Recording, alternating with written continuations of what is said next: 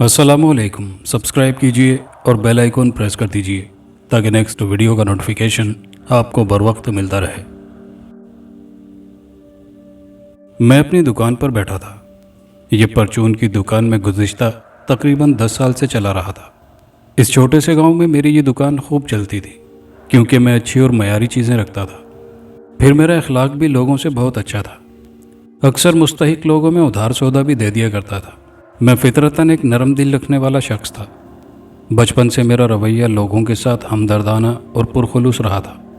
गांव भर के लोग मुझे पसंदीदगी की निगाह से देखते थे, लेकिन आजकल बहुत से लोगों को शिकायत थी कि मैं खोया खोया सा रहता हूँ। यह शिकायत बजा थी और मुझे खोया खोया होना भी चाहिए था क्योंकि मैं तकरीबन 2 माह कबल शादा को कत्ल कर चुका था और उसकी लाश मैंने गांव से ज़रा दूर वीराने में दफन कर दी थी।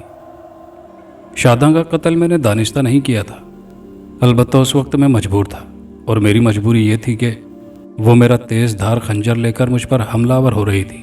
अब खंजर के बारे में भी कुछ वजाहत कर दूं कि वो खंजर मैंने अपने पास क्यों रखा हुआ था। इसकी वजह यह थी कि गांव के अक्सर लोग अपने पास रिवॉल्वर या खंजर वगैरह रखते थे क्योंकि गुज़िश्ता 6 माह से हमारे गाँव में राहज़नी और डाकुओं की वारदातें होने लगी थी। पहले ऐसा नहीं होता था। कयास था कि डाकू और राहज़न गांव से बाहर मौजूद जंगलों से कहीं आकर रहने लगे थे और अपने गुज़र औकात के लिए वारदातें करते थे।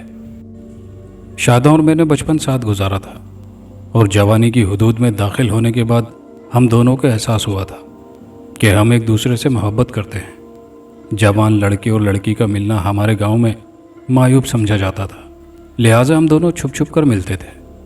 वो कहते हैं ना कि इश्क और मुश्क छुपाए नहीं रह सकते। ये बड़ा अहम सा जुमला है और ये जुमला जगह जगह अपने आप को साबित करता नज़र आता है, लेकिन शादा और मैंने इस जुमले को गलत साबित करके रख दिया था। हमें एक साथ आज तक कोई नहीं देख सका था, साथ पकड़ना तो दूर की बात थी। शादा का घर गांव के अख्तिताम पर था, उससे आगे जंगल था। वहीं से एक कच्ची सड़क दूसरे गांव के लिए जा रही थी। शादा रोज़ाना जंगल में लकड़ियां काटने जाती और मैं उससे मिलने वहां चला जाता। हम वहां बातें करते और मुस्तकबिल के ख्वाब बुनते। शादा का कहना था कि मैं उसके घर अपना रिश्ता भेज दूं, लेकिन मेरे घर वालों ने मेरे लिए एक मसला खड़ा कर दिया था। वो मेरी शादी मेरी फूफी की लड़की से करना चाहते थे। आसिया अच्छी खूबसूरत लड़की थी, लेकिन चूंकि मैं शादा से मोहब्बत करता था इसलिए आसिया से शादी नहीं कर सकता था। मैं उससे शादी से इनकार कर चुका था, लेकिन मेरे अब्बू और अम्मी ने मुझ पर जोर दे रखा था कि मैं उससे शादी के लिए हामी भर लूँ। मैं बस इसी इंतज़ार में था कि आसिया का मसला ख़त्म हो तो मैं अपने अब्बू और अम्मी के सामने अपनी पसंदीदगी का इजहार कर सकूं। हमारे घर का माहौल बहुत पाबंद किस्म का था, इसलिए मैं वाशिगाफ अल्फाज में अपनी मोहब्बत का ऐलान नहीं कर सकता था, इसलिए सोच समझ कर चल रहा था। शादा के कत्ल का वाक़या मेरे जहन से चिपक कर रह गया था। मुझे अब तक समझ नहीं आया था कि उसे क्या हो गया था। वो क्यों ज़रा सी बात पर मुश्तइल हो गई थी, इतनी मुश्तइल कि उसने खंजर से मुझ पर हमला कराया। मैंने अपने आप को बचाने की कोशिश की थी, इसके बावजूद खंजर ने ज़रा सी मेरी कलाई को ज़ख्मी कर दिया था। फिर शादा ने एक ही हमला करने पर इक्तफ़ा नहीं किया था, उसने पै दर पे वार करना शुरू कर दिए थे। वो बिखरी हुई शेरनी बन गई थी, सिर्फ इतनी सी बात पर कि मैंने उससे मजाकन ये कह दिया था कि मैं तो आसिया से शादी कर रहा हूँ। मैं अपने आप को उसके हमलों से बचाता रहा। फिर जब मुझे एहसास हुआ कि वो मुझे कत्ल करके ही दम लेगी तो मैंने उसके हाथ से खंजर छीनना चाहा। खंजर छीना झपटी में उसके हाथ से छूट कर गिर गया। हम दोनों खंजर की तरफ लपके और फिर उसने खंजर उठाने की बजाय एक बड़ा सा पत्थर उठाकर मेरे सर पर दे मारा। मेरा सर चकरा कर रह गया। मेरी आंखों के सामने अंधेरा छाने लगा और मेरे सर से खून बह निकला। शादा ने बढ़कर खंजर उठाया और फिर उसने मुझ पर एक शदीद हमला कर दिया। अगर मैं एकदम पीछे न हट जाता तो खंजर मेरे पेट में उतर जाता। शादा अपनी झोंक में आगे चली गई थी, फिर वो पलटी और मुझ पर हमलावर हो गई। मुझे कुछ समझ नहीं आ रहा था कि क्या करूं। मैंने फिर खुद को उसके हमले से बचाया और उसके हाथ से खंजर छीन लिया।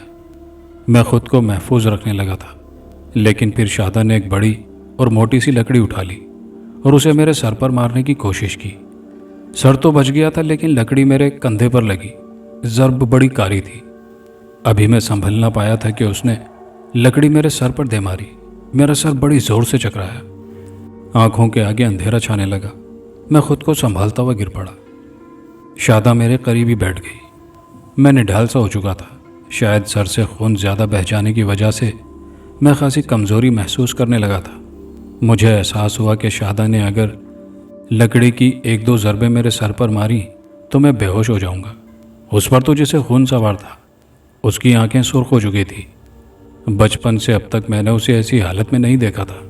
اس نے مجھ پر ایک بھرپور وار کرنا چاہا۔ میں خود کو بے ہوشی کے قریب سمجھ رہا تھا۔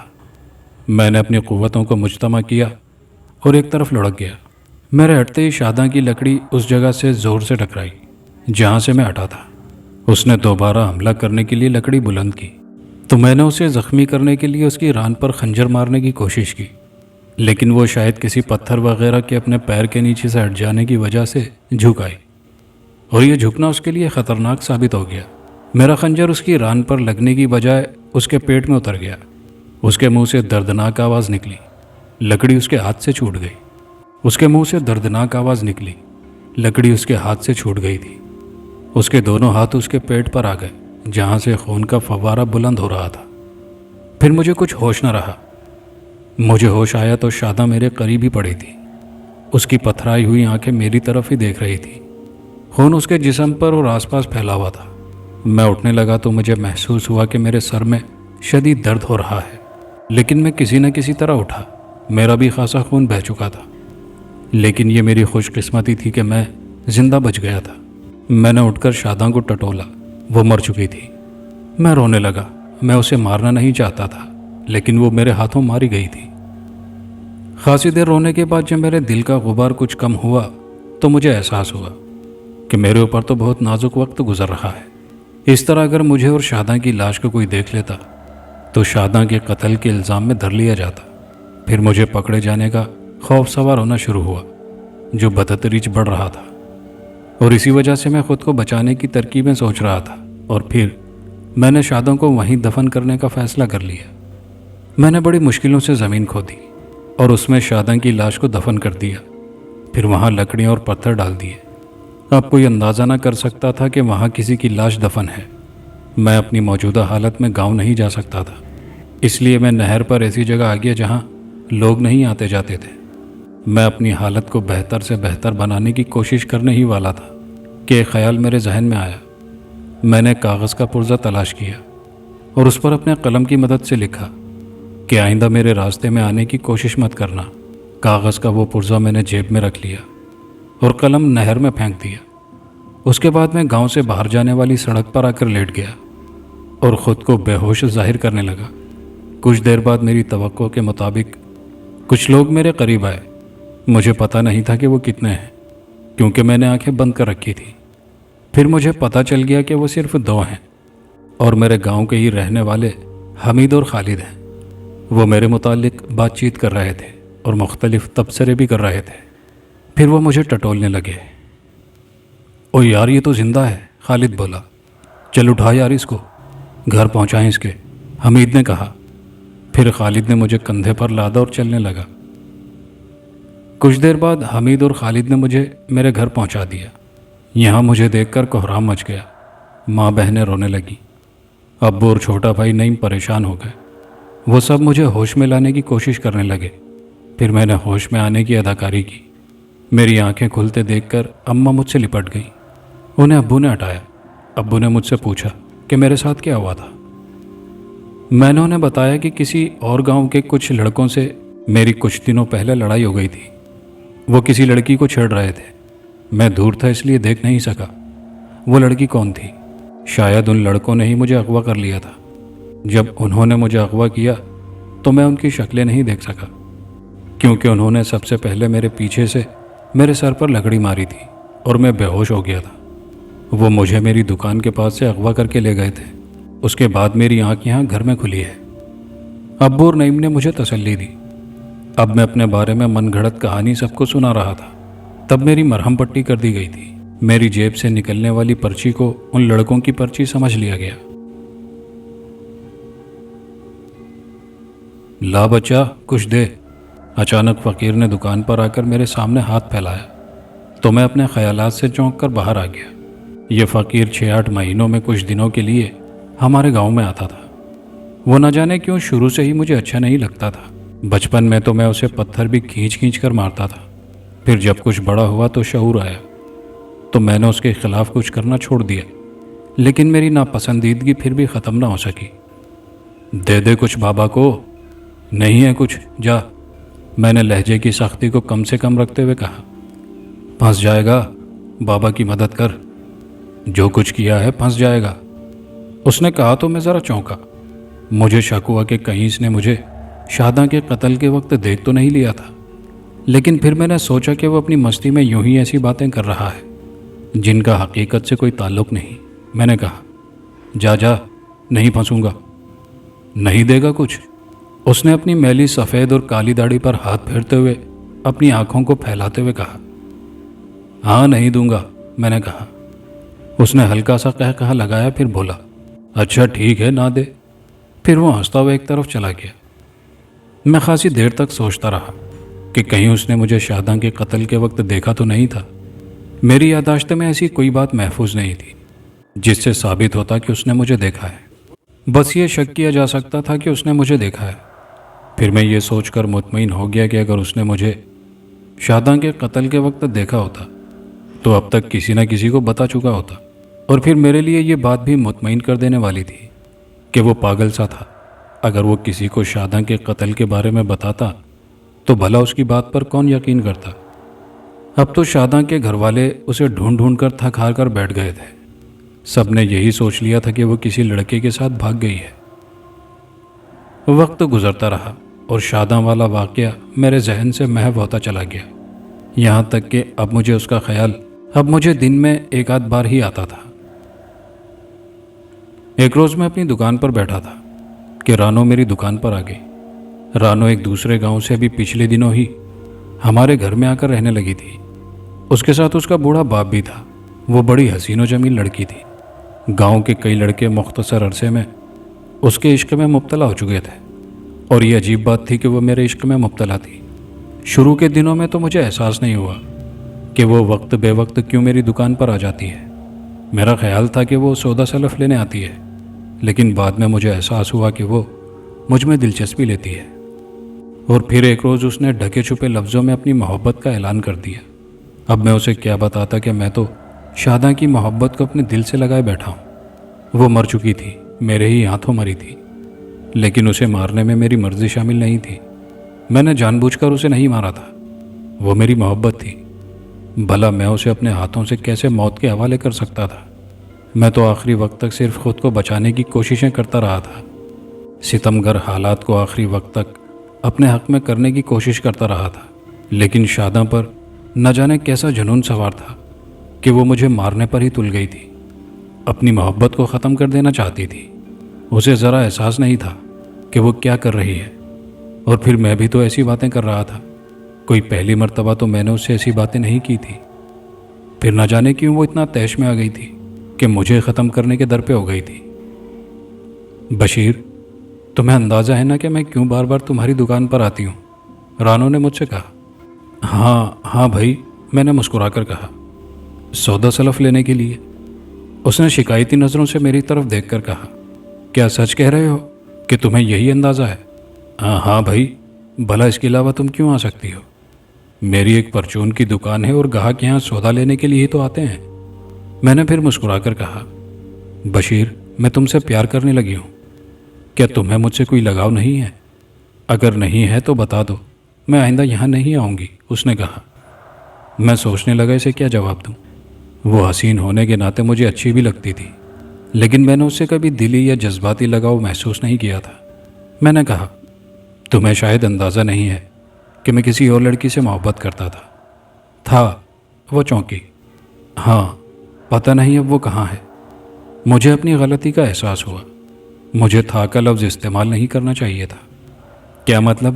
رانو بولی۔ تم ابھی نئی ہو اس گاؤں میں، پتہ نہیں شاداں کے بارے میں تمہیں کچھ معلوم ہے یا نہیں، میں نے کہا۔ شاداں؟ وہی جو بھاگ گئی ہے کسی کے ساتھ؟ وہ بھاگی نہیں ہے۔ مجھے اس کی بات پر غصہ آ گیا تھا، اس لیے اس کی بات کاٹ دی۔ مجھے تو یہی بتایا گیا تھا، وہ بولی۔ تمہیں غلط بتایا گیا تھا۔ وہ کسی کے ساتھ نہیں بھاگی، اسے شاید ڈاکوؤں نے اغوا کر لیا ہے، میں نے کہا۔ وہ سوچتے ہوئے بولی، بہرحال اس کے آنے کے امکانات تو ہیں، لیکن اگر وہ آ جاتی ہے تو کیا تب بھی میں تم سے محبت کرتی رہوں گی؟ سب کچھ جاننے کے باوجود بھی، میں نے کہا۔ ہاں، جس طرح تم مجھ سے محبت کرتے ہو اسی طرح میں تم سے محبت کرتی رہوں گی، وہ بولی۔ لیکن میں تم سے کیسے محبت کر سکتا ہوں؟ تم کہیں شادی کر لو، میں نے کہا۔ نہیں، شادی ہوگی تو بس تمہارے ساتھ، ورنہ ساری زندگی یوں ہی گزاروں گی، اس نے کہا۔ یہ ایک جذباتی فیصلہ ہے، گھر جا کر تسلی سے غور کرو، اور پھر دیکھو نا میں تم سے محبت نہیں کرتا تو بھلا گاڑی کیسے چلے گی؟ میں نے اسے سمجھایا۔ مجھے کچھ نہیں پتا، وہ کہہ کر چلی گئی، اور میں سوچنے لگا کہ وہ کیسی لڑکی ہے۔ لڑکیوں کو اگر پتہ چل جائے کہ لڑکا کسی اور لڑکی کو چاہتا ہے تو وہ اس سے کنارہ کش ہو جاتی ہیں، لیکن یہ عجیب لڑکی تھی، شاداں کے متعلق معلوم ہونے کے باوجود مجھ سے محبت کر رہی تھی۔ 3 دن تک رانو نہیں آئی تو مجھے تشویش ہوئی۔ اس کا گھر میری دکان سے زیادہ دور نہیں تھا۔ میں اس سے محبت نہیں کرتا تھا، لیکن بہرحال حقیقت یہ تھی کہ مجھے اس سے انسیت ہو گئی تھی۔ یہی انسیت تھی کہ میں اس کی طرف سے تشویش کا شکار تھا، ورنہ وہ میرے ذہن سے محو ہو چکی تھی۔ میں نے سوچا کہ اس کی خیریت دریافت کر لینی چاہیے، کہیں وہ بیمار نہ ہو، اسے کوئی پریشانی نہ ہو، یا پھر اس کے والد کی طبیعت خراب نہ ہو۔ میں سوچنے لگا کہ آخر کس بہانے سے جاؤں۔ میں کسی بھی حوالے سے رانو کے پاس جاتا تو وہ سمجھ جاتی کہ میں اس کی طرف سے پریشان ہو کر آیا ہوں۔ میں نے سوچا کہ اس کے والد تو اکثر گھر کے باہر بیٹھے دھوپ تاپ رہے ہوتے ہیں، اگر وہ گھر کے باہر ہی مل گئے تو ان کے پاس بیٹھ کر ان کا حال چال پوچھنے لگوں گا۔ اس طرح رانو سے بھی ملاقات ہو سکتی ہے، یا پھر ممکن ہے کہ اس کی گلی میں پہنچوں تو وہ خود ہی نظر آ جائے۔ میں دکان جانے کے لیے گھر سے نکلا اور رانو کی گلی میں پہنچ گیا۔ میری توقع کے مطابق رانو کے والد دھوپ میں بیٹھے تھے۔ میں ان کے پاس پہنچ گیا۔ 2-3 مرتبہ وہ دکان پر آ چکے تھے، ان سے کچھ بات چیت بھی ہوئی تھی۔ انہوں نے اپنی بیماری کا تذکرہ بھی کیا تھا۔ میرے پاس اچھا بہانہ تھا۔ میں نے ان سے کہا، چاچا جی کیا حال ہیں؟ انہوں نے اپنی دسی ہوئی آنکھوں سے میری طرف دیکھا، پھر ذرا کھانسنے کے بعد بولے، بس ٹھیک ہوں۔ دکان والے ہو نا؟ ہاں چاچا، دکان والا ہوں، دکان پر ہی جا رہا تھا، تم پر نظر پڑ گئی تو سوچا حال چال پوچھ لوں۔ تیری مہربانی بیٹا، آ بیٹھ جا، انہوں نے اپنی چارپائی پر ہاتھ مارتے ہوئے کہا۔ میں ان کے پاس بیٹھ گیا۔ ہاں چاچا، اب سناؤ، ویسے اب تمہاری طبیعت تو بہتر لگ رہی ہے۔ ہاں بہتر ہے، بس ذرا کھانسی ہے، انہوں نے کہا، اور تھوڑا سا کھانسے۔ تو دوا لے رہے ہو نا چاچا؟ میں نے کہا، پھر غیر محسوس انداز میں ان کے گھر کی طرف دیکھا جہاں پردہ لٹکا ہوا تھا۔ مجھے یوں محسوس ہوا جیسے پردے کے پیچھے کوئی موجود ہے۔ پھر مجھے زیادہ سوچنا نہ پڑا، پردہ ذرا سا ہٹا اور رانو کا خوبصورت چہرہ نظر آیا۔ اس نے مسکرا کر میری طرف دیکھا۔ اگر میں بھی مسکراتا تو رانو کے والد مجھے دیکھ سکتے تھے، وہ پھر نہ جانے کیا سوچتے۔ میں نے مسکرانے کی بجائے ذرا بلند آواز میں کہا، ارے رانو کیسی ہو؟ رانو شاید اس صورتحال کو سمجھ کر چلی آئی تھی۔ وہ گھر سے باہر آئی، پھر اپنے والد کے قریب بیٹھتے ہوئے بولی، میں تو ٹھیک ہوں، آج تم کہاں نظر آ رہے ہو؟ میں یہاں سے گزر رہا تھا، سوچا بابا کا حال چال پوچھ لوں، میں نے جواب دیا۔ اچھا بچہ ہے، رانو کے والد نے میرے کندھے کو تھپتھپاتے ہوئے کہا۔ چائے پیو گے؟ رانو نے مجھ سے پوچھا۔ ہاں ہاں، کیوں نہیں، ایسے گلابی سردی کے موسم میں تو چائے سے انکار نہیں کیا جا سکتا، میں نے مسکرا کر جواب دیا۔ ہاں ہاں بالکل، جا بھائی جا، بیٹے کے لیے چائے بنا کر لا، رانو کے والد نے کہا تو رانو اٹھ کر گھر میں چلی گئی۔ میں اس کے والد سے باتیں کرنے لگا۔ کچھ دیر کے بعد رانو چائے لے کر آ گئی۔ وہ اپنے والد کے لیے بھی ایک کپ لے کر آئی تھی۔ اس نے ہمیں کپ تھما دی اور خود چارپائی پر بیٹھ گئی۔ پھر ہم مختلف موضوعات پر باتیں کرنے لگے۔ چائے سے فارغ ہونے کے بعد میں نے ان لوگوں سے اجازت طلب کی اور اپنی دکان پر آ گیا۔ میں ایک عجیب سا سکون محسوس کر رہا تھا، کوئی اجنبی سی بے چینی تھی جو دور ہو چکی تھی۔ میں نے اندازہ لگایا کہ میں لاشعوری طور پر رانو سے انسیت محسوس کرنے لگا ہوں۔ تبھی تو میں اس کے نہ آنے کی وجہ سے بے سکون و بے چین ہو گیا تھا، اور اب اس سے ملنے کے بعد جیسے مجھے قرار آ گیا تھا۔ مجھے یہ کوئی اچھی صورتحال نہیں لگی تھی۔ اس طرح تو میں شاداں سے بے وفائی کا مرتکب ہو رہا تھا۔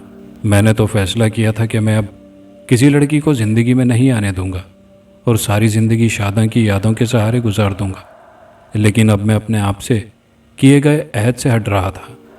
लेकिन फिर मैंने सोचा कि मैंने ऐसा दानिस्ता नहीं किया था, गैर इरादी और लाशऊरी तौर पर ऐसा हो गया था। इसकी वजह मर्दाना फितरत भी हो सकती है। मैंने आइंदा के लिए मोहतात हो जाने का फ़ैसला किया। तकरीबन 2 घंटे बाद रानो मेरी दुकान पर आ गई। उसने मुस्कुराकर मुझसे पूछा, मुझसे मिलने आए थे ना? ये तुम कैसे कह सकती हो? मैं भी मुस्कुरा दिया। तो फिर क्यों आए थे? वो बोली। मैं तो वहाँ से गुजर रहा था। आज तक तो नहीं गुजरे थे, बस इत्तेफाक था। वो धीरे से हंसकर बोली, क्या अब भी इनकार करते हो कि तुम मुझसे मोहब्बत नहीं करते हो? हाँ भाई, करता हूँ। मेरी जहन में तुम्हारी मोहब्बत से मुतालिक कोई बात नहीं है। मैंने कहा, ठीक है, मैं अब यहाँ कभी नहीं आऊँगी। तुम भी इस तरह नहीं आओगे ना जिस तरह आ जाए थे? वो बोली। मुझे अजीब सी बेचैनी महसूस हुई। यूँ लगा जैसे मैं उसे देखे बगैर ज़्यादा अरसा नहीं रह सकता। मैं अपने दिल को अपने इरादों के मुताबिक नहीं चला रहा था। मेरा दिल उसकी तरफ खींचा जा रहा था। मैंने उससे कहा, मैं ये तो नहीं कह सकता कि मुझे तुमसे मोहब्बत हो गई है, लेकिन यह हकीकत है कि मुझे तुमसे लगाव सा हो गया है। मैं आज तुम्हें ही देखने आया था। तो फिर झूठ क्यों बोल रहे थे तुम? उसने शिकायती लेकिन मोहब्बत भरी नज़रों से देखा। देखो, मैं शादान से बहुत मोहब्बत करता हूँ। वो किसी भी वक्त मुझे मिल जाएगी। मैं उसके दिल को ठेस नहीं पहुँचाना चाहता। अगर उसे पता चलेगा कि मैं तुमसे भी मोहब्बत करने लगा हूँ तो उस पर क्या गुजरेगी? मैंने कहा, अगर वो वाकई तुमसे मोहब्बत करती है तो ये बात बर्दाश्त कर लेगी। मैं तुमसे मोहब्बत करती हूँ ना। मुझे तुम्हारी हर बात बर्दाश्त है। तुम चाहे हज़ारों लड़कियों से मिलो, मुझे कोई एतराज़ नहीं होगा। यह है असल मोहब्बत। उसने दलील दी। वो तो ठीक है, मैं सोच में पड़ गया। देखो, मैंने तुमसे सच्ची मोहब्बत की है। मैंने फ़ैसला कर लिया है कि अगर मेरी ज़िंदगी में कोई मर्द आएगा तो वो तुम होगे। मैं तुमसे शादी करूँगी, वरना ऐसे ही ज़िंदगी गुजार दूँगी। ये मेरा आखिरी फ़ैसला है। तुम्हें नहीं मालूम कि मैंने ये चंद दिन तुम्हें देखे बगैर कैसे गुजारे हैं। मैं रातों को रोती रही हूँ, हर लम्हा तुम्हें याद करती रही हूँ। तुम मेरे दिल की कैफियत का अंदाज़ा नहीं लगा सकते। उसकी आंखों में आंसू आ गए थे। मैं तुमसे मोहब्बत करती हूँ, मैं तुम्हारे बगैर नहीं रह सकती। वो सिसकने लगी थी। फिर इससे पहले कि मैं उससे कुछ कहता, वो दुपट्टे से अपने आंसू पोंछती हुई चली गई। मैं बहुत देर तक तो बुत बना बैठा रहा। मुझे अंदाज़ा नहीं था कि रानो मेरे बारे में इतनी जज्बाती हो गई है। उसके दिल का असली हाल तो मुझे आज मालूम हुआ था। मैं उसके बारे में संजीदगी से सोचने लगा। शादा मर चुकी थी, उसकी वापसी का कोई रास्ता नहीं था, लेकिन मुझे अपनी पूरी ज़िंदगी गुजारना थी। मेरी ज़िंदगी पर सिर्फ मेरा ही हक नहीं था, मेरे माँ बाप का भी हक था। उनकी आरजू थी कि मैं उनके लिए बहू लेकर आऊँ। जब शादा ज़िंदा थी तो मेरी यही ख्वाहिश थी कि मैं उसे ही अपने वालिदैन की बहू बनाऊँ, लेकिन अब उसे खोने के बाद ऐसा मुमकिन नहीं था। मैं उनकी ख्वाहिशात को रौंद कर गुनाहों की दलदल में न उतर सकता था। मैंने हालात पर गौर किया।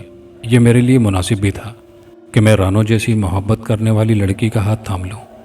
लेकिन फिर वही मसला अड़े आता कि वालिदैन जहाँ मेरी शादी करना चाहते थे, वो लड़की मुझे बिल्कुल पसंद नहीं थी।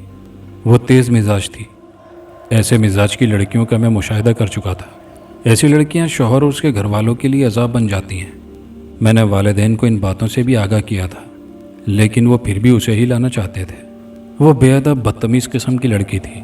मुझे डर था कि वो आकर मेरे वालिदैन की भी किसी वक्त बेइज्जती कर सकती है, जो मेरे लिए नाकाबिले बर्दाश्त थी। लेकिन वालिदा इन बातों को समझने की कोशिश ही नहीं कर रही थी। अब रानो के लिए भी वो नापसंदीदगी का इजहार कर सकती थी। बहरहाल इतना तो मैं अपना हक समझता था कि वालिदैन को किसी भी तरह राज़ी करके एक ऐसी लड़की से शादी कर लूं जो मेरी ज़िंदगी संवार दे और मेरे वालिदैन वगैरह की इज्जत भी करे। मैंने घर आकर अम्मी से रानो का तज़किरा किया तो उनकी तेवरियों पर बल पड़ गए। वो बोली, शादा मर गई, अब ये दूसरी आ गई। अम्मी, आप समझने की कोशिश करें। जिस लड़की से आप मेरी शादी करना चाहती हैं वो ज़्यादा देर मेरे साथ नहीं चल सकती। वो बदतमीज़ है। मैं आपसे पहले भी कह चुका हूँ कि वो यहाँ किसी की इज्जत नहीं करेगी। मैंने कहा, तो क्या रानो करेगी? नहीं, बस मैंने कह दिया कि मैं जहाँ चाहूँगी वहीं तेरी शादी होगी। अम्मी ने कहा, अच्छा देखेंगे, फ़िलहाल मेरा शादी का कोई इरादा नहीं है। मैंने बात ख़त्म करते हुए कहा, मैं अम्मी से कभी ज़्यादा बहस नहीं करता था। ये अभी अभी इरादा कैसे बदल गया? रानो का कह दूँ तो फ़ौरन राज़ी हो जाएगा। वो बोली, अम्मी जी मुझे भूख लगी है, मैंने कहा। वो चंद लम्हे सोचने के बाद उठते हुए बोली, ला रही हूँ खाना, आज तेरी पसंद की चीज़ पकाई है, शामी कबाब बनाए हैं। वाह अम्मी, मज़ा आ जाएगा, मैंने कहा। अम्मी कमरे से बाहर चली गई और मैं सोचने लगा कि किस तरह उन्हें रानो के लिए राज़ी करूं। दूसरे दिन रानो दुकान पर नहीं आई। मैं परेशान हो गया। मेरे पास उसके घर जाने का कोई बहाना नहीं था, लेकिन मैं बहुत बेचैन था। बस यही सोचकर दुकान करने के बाद उसके घर की तरफ चल पड़ा कि उसके वालिद की तबीयत पूछने का बहाना कर लूँगा। हालांकि ये बड़ा कमज़ोर बहाना होता।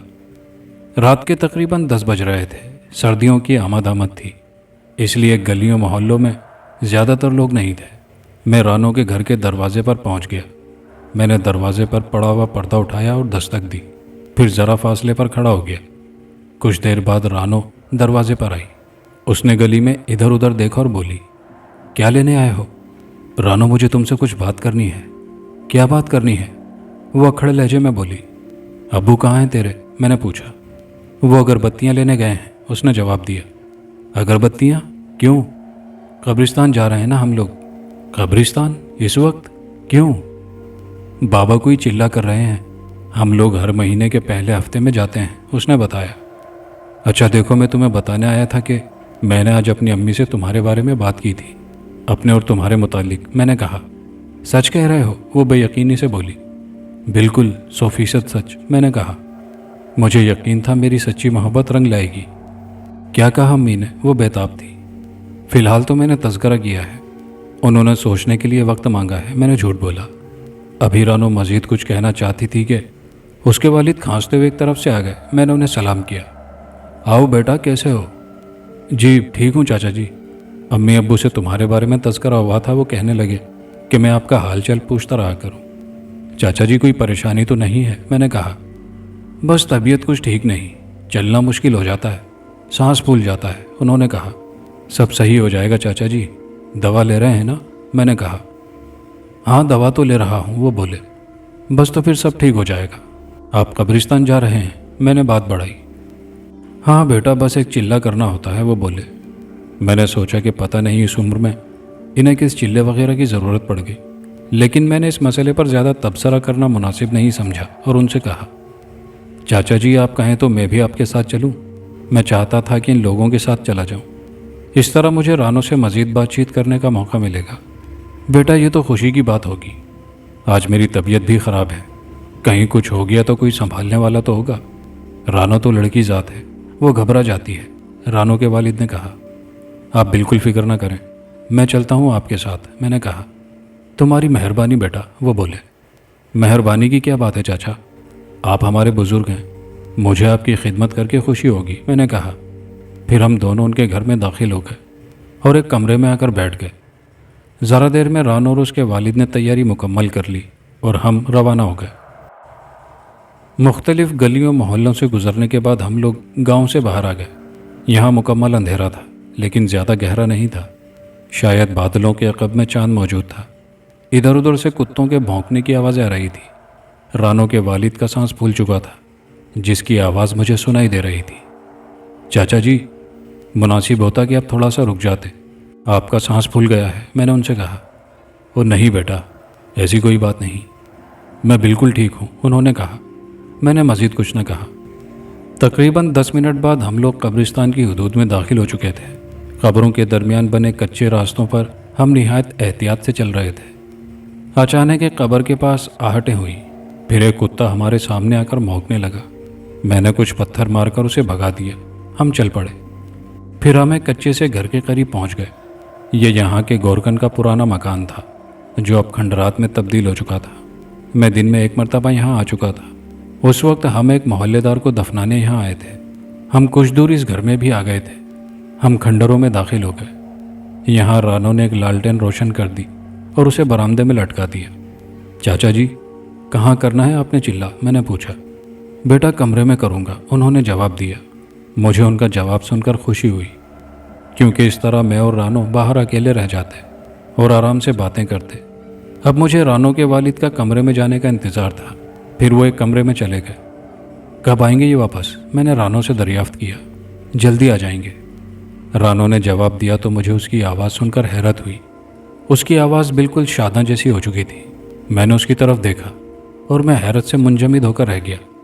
رانو کی جگہ شاداں میرے سامنے کھڑی تھی۔ تو تم؟ میرے منہ سے بے اختیار نکلا۔ ہاں، کیا ہوا؟ اس کی آواز میں کسی شعر جیسی غراہٹ شامل ہو چکی تھی۔ لیکن تم کہاں سے آ گئی؟ میں نے پوچھا۔ تم نے اسے قتل کیا تھا نا؟ رانو کے والد نے کمرے سے نکلتے ہوئے مجھ سے کہا۔ میں نے نہیں کیا تھا، یہ اپنی غلطی سے مری تھی۔ میں نے اپنی گھبراہٹ پر قابو پاتے ہوئے کہا۔ تم بھی اپنی غلطی سے مرو گے۔ تم نے ہمارے ساتھ یہاں آنے کی غلطی کی ہے، رانو کے باپ نے سرد لہجے میں کہا۔ لیکن آپ لوگ تو، آپ کون ہیں؟ گھبراہٹ پوری طرح مجھ پر سوار ہو چکی تھی۔ یہ میری محبت ہے۔ یاد کرو آج سے 3 ماہ پہلے جب تم نے اسے قتل کیا تھا تو چاند کی یہی تاریخ تھی نا؟ رانو کے والد نے کہا۔ مجھے چاند کی تاریخوں کا حساب یاد نہیں، میں نے کہا۔ یہی تاریخ تھی۔ میں تو تمہیں پچھلی ان 2 تاریخوں میں سے کسی ایک پر قتل کر دیتا، لیکن شاداں راضی نہیں تھی۔ پھر بالآخر یہ بھی راضی ہو گئی، رانو کے والد نے کہا۔ لیکن میرا قصور کیا ہے؟ میں نے کہا۔ رانو کے والد نے خوفناک قہقہا لگایا اور بولے۔ یہی کہ تم اس سے محبت کرتے رہے ہو۔ تم نے اس کے جسم کو چھوا ہے، تم نے اسے قتل کیا ہے، جبکہ تمہیں اس کے ہاتھوں قتل ہونا تھا۔ جب یہ قتل کر رہی تھی تو اس پر میں سوار تھا۔ دراصل تمہیں یہ قتل نہیں کر رہی تھی، میں کر رہا تھا، لیکن پھر تم نے اسے مار ڈالا۔ اس کی روح میرے پاس آ گئی۔ مجھے تو اس کے جسم سے بھی محبت تھی جسے تم نے ختم کر ڈالا۔ تم میری محبت کے قاتل ہو۔ اب تمہیں میرے ہاتھوں سے کوئی نہیں بچا سکتا۔ رک جاؤ، میں اسے مار دوں گی، لیکن میں اس سے کچھ بات کرنا چاہتی ہوں، شاداں نے اس سے کہا۔ پھر وہ وہاں موجود لکڑی کی ایک شکستہ سے تخت پر بیٹھ گئی۔ اس نے اپنے دونوں ہاتھ تخت پر لٹکا دیے۔ اس کی چادر سرکتی ہوئی اس کے جسم سے الگ ہو کر تخت پر گر گئی۔ اس نے مختصر آستینوں کی قمیص پہن رکھی تھی۔ اس کا دوپٹہ اس کے بائیں کندھے سے لٹکا ہوا اس کی گود میں آ رہا تھا۔ اس نے اپنی نشیلی آنکھوں سے میری طرف دیکھتے ہوئے مسکرا کر کہا۔ قاتل کی کیا سزا ہونی چاہیے؟ مجھے معاف کر دو، میں گڑ گڑایا تو وہ ہنسنے لگا۔ اس وقت میری نظر اس کے عقب میں موجود اس کے عاشق پر پڑی تو خوف کی ایک سرد لہر میری ریڑھ کی ہڈی میں سرایت کر گئی۔ اس کے عاشق کی شکل تبدیل ہو چکی تھی۔ وہ نہایت خوفناک شکل اختیار کر چکا تھا اور اس کے جسم و شکل کی تبدیلی کا عمل ابھی جاری تھا۔ اس کا جسم جیسے کسی درخت کی شکل اختیار کرتا جا رہا تھا۔ اس کا چہرہ تو سمجھ میں آتا تھا، لیکن سر اور جسم پر درخت کی طرح شاخیں نکل آئی تھی۔ پھر اس نے اپنا منہ کھول کر ایک خوفناک لرزا دینے والی آواز نکالی۔ اس کے منہ میں 2 لمبے چمکتے ہوئے دانت نظر آ رہے تھے۔ اس کے عقب میں دھواں سا اٹھنے لگا۔ مجھے اپنی موت یقینی نظر آ رہی تھی۔ اچانک شاداں کے عاشق نے ایک زوردار آواز نکالی جو تکلیف میں ڈوبی ہوئی تھی۔ پھر مجھے اپنے عقب میں آہٹ محسوس ہوئی۔ اس طرف گھر کا دروازہ تھا۔ میں نے بے اختیار پلٹ کر دیکھا۔ وہاں وہ فقیر کھڑا تھا جو میری دکان پر آیا تھا، اور اس نے مجھ سے کچھ مانگا تھا، لیکن میں نے اس سے سخت لہجے میں بات کی تھی اور اسے کچھ نہیں دیا تھا۔ وہ معنی خیز انداز میں مسکرا کر مجھے دیکھ رہا تھا۔ تم یہاں؟ میں نے اس سے کہا۔ ہاں، میں نے کہا تھا نا کہ تو پھنس جائے گا۔ پھنس گیا نا؟ میری مدد کرو بابا، میں تم سے معافی مانگتا ہوں، میں گڑ گڑایا۔ فقیر نے ایک شاہانہ قہقہا لگایا اور وہ بولی، میں تیری کوئی مدد نہیں کر سکتا۔ پھر اس نے سنجیدہ ہوتے ہوئے اپنی سرخ اور بڑی بڑی آنکھوں سے مجھے گھورتے ہوئے سخت لہجے میں کہا، تو نے میری مدد کی تھی؟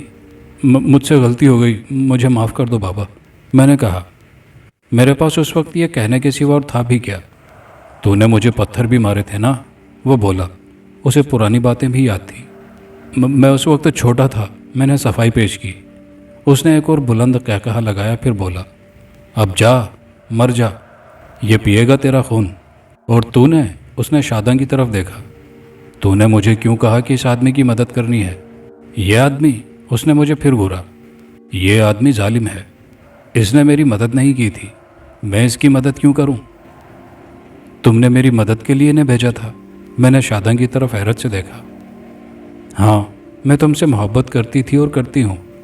میرے اس عاشق بدرو نے جب تمہارے قتل کے لیے مجھ سے کہا تو میں منع کرتی رہی۔ پھر یہ مجھ میں سما گیا اور میں نے تمہیں تمہارے ہی خنجر سے مارنے کی کوشش کی، لیکن اچھا ہوا کہ میں خود ہی تمہارے ہاتھوں سے مر گئی۔ لیکن میں تمہیں مارنا نہیں چاہتا تھا، میں نے جلدی سے کہا۔ مجھے معلوم ہے، میں تمہاری محبت تھی، پھر بھلا تم مجھے کیسے مار سکتے تھے؟ لیکن میں نے اپنی زندگی میں اس فقیر بابا کی بڑی خدمت کی تھی، پھر مجھے اس بدرو سے انہیں بابا نے چھٹکارا دلایا ہے۔ جب میں قتل ہونے کے بعد اس بدرو کی قید میں اذیتناک طریقے سے رہ رہی تھی تو بابا کی نظروں میں آ گئی۔ میں نے کہا کہ وہ تمہاری مدد کریں۔ انہوں نے وعدہ کیا تھا کہ وہ تمہیں مرنے نہیں دیں گے، لیکن ان کی کچھ اپنی مصروفیات تھیں جن کی وجہ سے وہ فوری طور پر میری مدد نہیں کر سکتے تھے، لیکن انہوں نے مجھ سے وعدہ کر لیا تھا کہ اگر تم پر کبھی برا وقت پڑا تو وہ بھی تمہاری بھرپور مدد کریں گے، اور وہ تمہاری مدد کو آ گئے ہیں۔ بابا کیا آپ اس کی مدد نہیں کریں گے؟ شاداں نے ان کی طرف دیکھا۔ یہ ظالم ہے، اس نے میری مدد نہیں کی تھی، لیکن تمہاری خاطر میں اس کی مدد ضرور کروں گا۔ اب ضروری ہو گیا ہے کہ میں پہلے اس منحوس کو قید کروں، اس کے بعد کوئی اور کام کروں، ورنہ یہ تمہارے ساتھی کو مار دے گا۔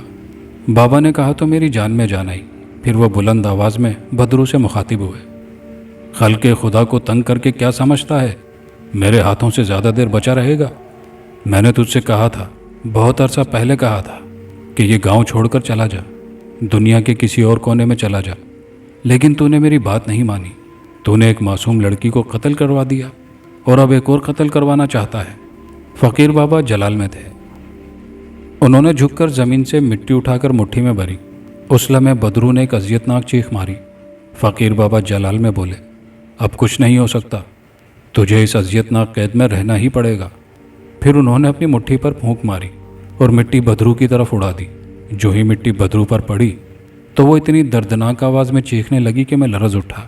باہر سے بہت زیادہ کتوں کے بھونکنے کی آوازیں آنے لگی تھی۔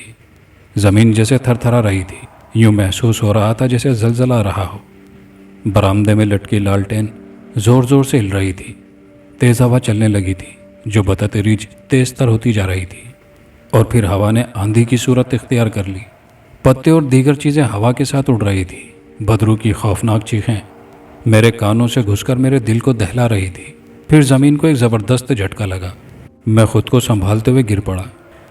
اسی وقت لالٹین بجھ گئی، گھپ اندھیرا چھا گیا۔ بدرو کی چیخیں تھم گئی، آندھی رک گئی، کتے خاموش ہو گئے، بالکل سکوت چھا گیا تھا۔ میں کچھ دیر اپنی جگہ پڑا رہا، پھر میں اٹھ کر بیٹھ گیا۔ مکان کا کھلا ہوا دروازہ مجھے نظر آ رہا تھا۔ اب وہاں نہ فقیر بابا تھا، نہ بدرو تھی، اور نہ ہی شاداں کی روح تھی۔ میں مکان سے باہر آ گیا۔ جو کچھ میرے ساتھ بیتا تھا وہ اعصاب شکن تھا۔ میں خود کو لاغر اور ٹوٹا ہوا محسوس کر رہا تھا۔ میں آہستہ آہستہ چلنے لگا۔ کچھ دیر بعد قبرستان سے باہر آ گیا، پھر مختلف راستوں کو عبور کرنے کے بعد اپنے گھر پہنچ گیا۔ دستک دی۔ حسب معمول امی نے دروازہ کھولا۔ وہ روزانہ کی طرح نیند میں تھی، میری طرف توجہ نہیں دی۔ میں نے گھر کا دروازہ بند کیا اور اپنے کمرے میں آنے کے بعد بستر پر ڈھیر ہو گیا۔ بہت دیر جاگتا رہا، سابقہ حالات پر غور کرتا رہا، سگریٹیں پھونکتا رہا، ٹہلتا رہا، اٹھتا رہا، بیٹھتا رہا اور لیٹتا رہا۔ دل کو سکون نہیں مل رہا تھا۔ سمجھ میں نہیں آ رہا تھا کہ کیسا سانحہ گزر گیا۔ کسی سے ذکر کرتا تو خپتی اور پاگل کے الفاظ کا تحفہ مجھے دے دیا جاتا۔ دنیا دیکھتی تھی، ایک بار لوگوں کی نظروں میں کسی کی حیثیت سے آ جاؤ تو وہ حیثیت ساری زندگی ساتھ رہتی ہے، چاہے خود کو جتنا بدل لو۔ وقت گزرتا گیا اور دل کو خود بخود قرار آتا گیا۔ اتنا کچھ گزر جانے کے باوجود حواس قائم تھے۔ اپنی بہادری کا اندازہ ہوا۔ کچھ بے فکری ہو گئی تو نیند کو دعوت دے ڈالی۔ صبح اٹھا تو رات کے واقعے کا کسی سے ذکر نہیں کیا۔ معمول کے مطابق تمام کام کیے اور دکان کی راہ چلایا۔ راستے میں سوچا رانوں والے مکان کا حال معلوم کروں۔ اس کے مالک سے ملا۔ اس نے بتایا کہ گزشتہ 6 ماہ سے مکان خالی پڑا ہے، کوئی کرائے والا ہو تو بتانا۔ میں نے اسے تسلی دی اور اپنی دکان پر آ گیا، صفائی کی اور اپنی سیٹ پر بیٹھ گیا۔ کچھ دیر بعد رات کو میری جان بچانے والا فقیر بابا میری دکان کے سامنے سے گزرا۔ میں سوچ ہی رہا تھا کہ اس سے کیا کہوں۔ اس نے ہاتھ ہلاتے ہوئے کہا، بچ گیا، بچ گیا۔